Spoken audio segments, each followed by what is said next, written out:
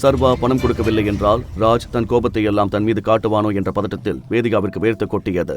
Waiter சர்வாவின் கையில் இருந்த கார்டை வாங்கி ஸ்வைப் செய்த போது அவனது முகம் விளறியது.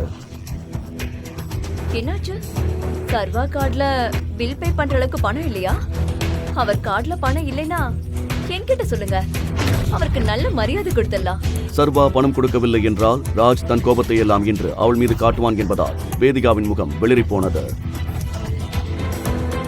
என்னாச்சுங்க? உங்ககிட்ட பணம் எதுவும் இல்லையா?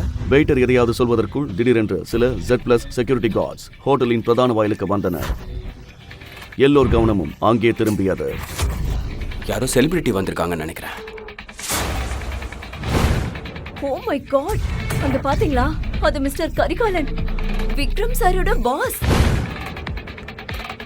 தெரியுமா, இவங்கள பாக்குறதுக்கு வருஷக்கணக்கா காத்திருக்கணும்.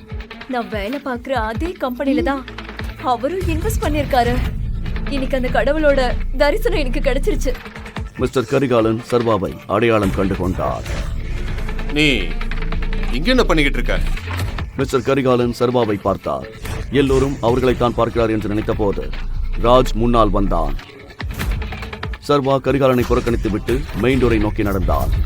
முழு வீடியோவை பாக்கெட் FM தமிழ் யூடியூப் சேனலில் கண்டு மகிழுங்கள்.